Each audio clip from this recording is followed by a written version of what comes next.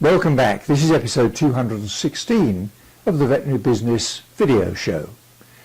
In this episode we'll learn about the potential impact of technology on the provision of veterinary services, and we'll hear from a number of delegates expressing their views about innovation in the veterinary sector. We'll hear about the bathtub model for leading a team. We'll review the challenge of initiating operational changes in the practice, and I'll offer you my quick business tip for this episode. I'm John Sheridan, and this is the video show from Veterinary Business.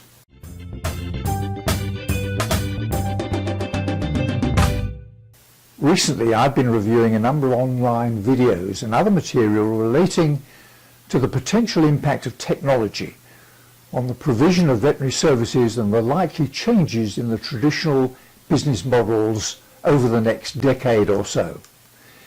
The sources include material from a symposium presented by Vet Partners last year, the Veterinary Innovation Summit to be held in Texas in April this year, and video interviews with speakers and delegates of the inaugural RCVS Innovation Symposium in September.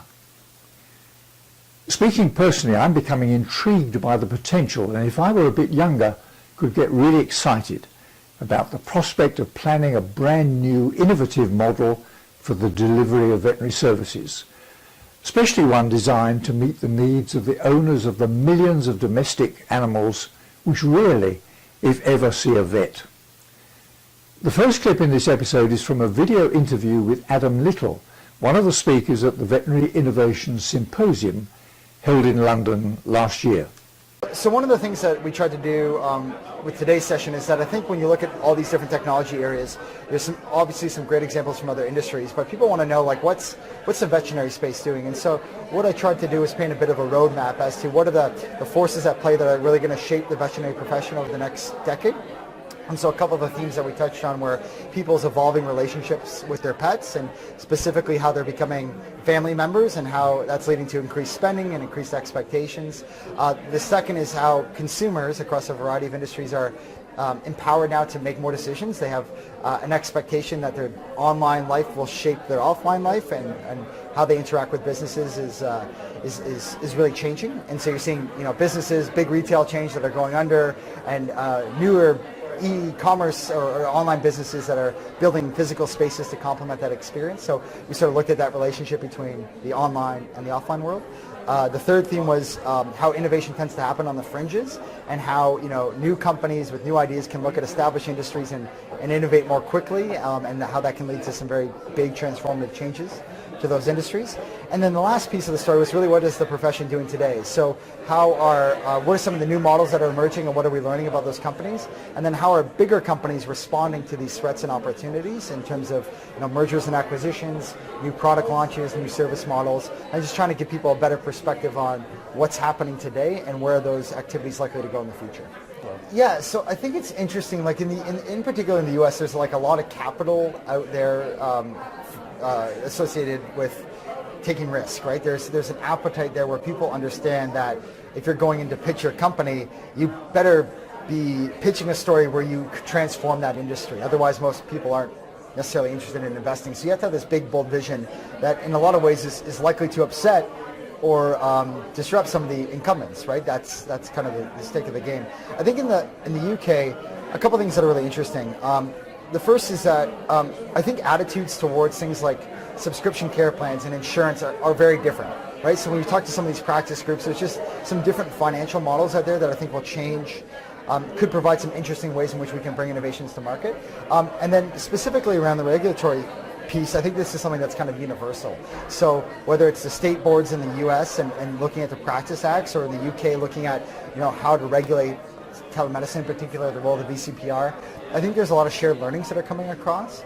And one of the things that's interesting is that you don't have to reinvent the wheel, right? So you can see these use cases or these pilots that are running across the pond or vice versa, and you can sort of take those learnings and build them into your new regulatory frameworks. And so I think that there has to be a lot of knowledge sharing in these areas, and I'm encouraged to see that happening. manufacturing sector? Yeah, I actually think that there could be a lot of interesting things that could come out of it. Like ultimately, as an early stage company, you're looking for a couple different things. You're looking to be as close to your customers as possible, and sometimes getting in front of 50 or 100 veterinarians, especially if you're new to the space, is very hard. So you can imagine a regulatory sandbox, both in terms of giving people the flexibility to pursue something that might be outside the traditional scope of the regulations, but actually facilitating interactions with customers and creating some of those feedback loops where the data from those interactions can help shape policy. So the RCVS has access to lots of practitioners, and you can imagine a situation where they can say, look, here are 5 things that we're not sure if they're going to be the greatest thing for you, but we're going to create collisions and facilitate conversations, and we're going to use your data and feedback to then go find more appropriate innovations, accelerate these relationships, and just overall maintain a sort of sensitivity to the forces at play. So I think that that sandbox idea is fantastic. I think it also helps when there's precedent from other industries that are grappling with it, but I think that they can actually take it to the next level as well. Now let's see who's on the video show Soapbox. The Soapbox clip in this episode is also from the ViVet Innovation Symposium and features a number of delegates who express their views on the benefits and challenges of innovation in the veterinary sector. So we were invited because we were some of the competition winners, and innovation is one of our company values, and it's something that we all find quite exciting and interesting to look at what the possibilities are, particularly with some of the new technology that's available. And I'm here today on behalf of the Vet Finals Initiative, which is one of the award-winning areas of innovation. So we run, myself and Martin Whiting, who's my colleague from the RBC, we run an online Twitter revision club for veterinary students. So apparently that's quite innovative, so we're invited here today. I mean, the real reason why we're here is because actually there's a lot of innovation happening around us. We have a lot of people innovating in our profession, but it's not often vet-led or veterinary nurse-led. But it's actually, we are uniquely positioned as veterinary professionals to be leading the charge on this. So it's really, I think it's really about a mindset and feeling inspired that you can go back and look at doing things a bit differently. We are just a bunch of people here in that room and who are aware of what's going on. But we must not forget all the vets in the fields who won't have the same knowledge as we have. So we must make sure we take all these people on board and that we make them aware of what's going on a higher level. It's about making incremental changes and not thinking, right, I've got it. It's about actually having the mindset of changing and adapting what we do, especially within the educational space. You can either be part of that change or let someone else innovate for you. And so I think it's very much about going along in a journey with that. It's really just communicate to vets and the veterinary sector how important technology innovation is and how it's going to impact the whole sector in the future. You know, part of being a professional is thinking beyond your sort of own immediate silo and thinking externally as well as internally. I think the biggest threat to the profession would just be if we fail to get involved with this and technology moves on and leaves us behind almost as like a bit of a dinosaur of the healthcare professions.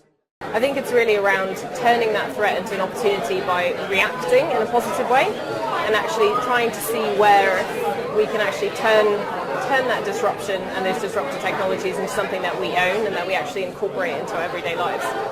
I think there's a long way to go in terms of innovation in the veterinary space. I think at the moment most of the innovators are actually not veterinarians, they're tech people. And they do a good job, but I think vets can actually do a much better job because they really understand exactly how the industry operates. They understand what pet needs are, what animal needs are, and that's the most important thing, really working towards greater animal health and animal welfare. Now for a tip from the top in the business world of veterinary practice. I don't know about you, but I'm always very uncomfortable if I feel someone is hovering over my shoulder, closely observing any task that I'm involved in. It must be like that for employees if they feel that their manager or leader doesn't trust what they're doing and won't allow them the freedom to get on with the tasks for which they've been trained and employed. That's why it's appropriate for a manager's level of engagement with team members to vary over time. Here's a clip in which Ed Musio describes what he calls the bathtub model, which provides a way for leaders to be overt and clear with their employees about their level of engagement. and to express trust in their teams while still retaining the right to become more closely involved as and when it's necessary. Hi, I'm Edward Muzio, CEO of Group Harmonics, and I'm going to tell you about leadership using the bathtub model. Have you ever been the leader or the sponsor of a team and you felt like you started off very much engaged with the group, but as you backed away, maybe they were worried you didn't care anymore? The bathtub model is a tool you can use to understand that change and describe it to others. Here on the vertical axis, we have the leader's participation. This is how much you talk and interact with the team. On the horizontal axis, we have time. I'll just put a clock here. This could be in days, weeks, or months, depending on how long the project will go on for. Now, early in the project, here at the beginning, we're going to draw the start. And at the start, you as the leader have a high level of participation. Here you are high on the axis. You're pulling the team together, you're defining the scope, etc. Now fast forward to the end. This is when the project has come to conclusion. The team's got their result, you're rewarding and recognizing them, and you're pulling the results together for upper management. Again, as the leader, a high level of involvement. But it would be a mistake to assume that your involvement level would stay this high throughout the life of the project. When you draw the bathtub model, draw a picture like this. As the leader, your participation will come down, stay at a low level for much of the project, and then come back up at the end. This is the bathtub shape. And this is a way of telling your team, look, I'm going to get out of your way. After we start, I'm going to back away and allow you to use your expertise to do your work. I'm not going to micromanage you up here. I'm also not going to go all the way to zero. Notice I am going to be somewhat involved, somewhat engaged. Now here's why the analogy works so well. You can say, as the leader, I'm going to have a low level of engagement for much of the time, but if certain things come up, I'm going to get more engaged. If there's a change in scope or direction, if there's a conflict within the team or between this team and another one, if there's a check-in point that we agree on, where I'm going to check in on the status, or if there's a clarification you need to get your work done, what's going to happen? I'm going to bubble up. I'm going to get a lot more involved, and I'll be highly involved for a little while I deal with these issues. After the issues are over, I'll drop back down to the bottom of the tub, get out of your way, and let you do your work. Now, drawing this model has a couple benefits. First of all, you're letting the team know what to expect before you back away. That way they don't think you're making an excuse. You're actually explaining they should expect you to come down this slope. The other thing it does is it reminds you as the leader, notice what's going on here. You are not at zero. You are never at zero. And so you as the leader need to be watchful, paying attention for changes, conflicts, check-ins, or clarifications needed so that you know when it's time to bubble back up and get involved. So the next time you're chairing or sponsoring a project as the leader, at the very beginning, before anything starts, take a few minutes, sketch out the bathtub model. Let your team know what to expect. They'll appreciate not being micromanaged, they'll know what to expect from you, and they'll know to come to you when they have an issue because you're going to bubble up and help them. Now for my quick business tip for this episode. One of your responsibilities as a leader in the practice is to be on the constant lookout for ways to do things better for your colleagues, for your clients, for your patients, and for your business. But doing things better implies change, and you quickly discover that while you're charging full steam ahead, others may be a bit more cautious or even fearful about the change you're trying to create. Here's a clip in which Danielle Russ shares an example from her own practice of how she engaged with employees who resisted the changes she planned to the system for dispensing controlled drugs.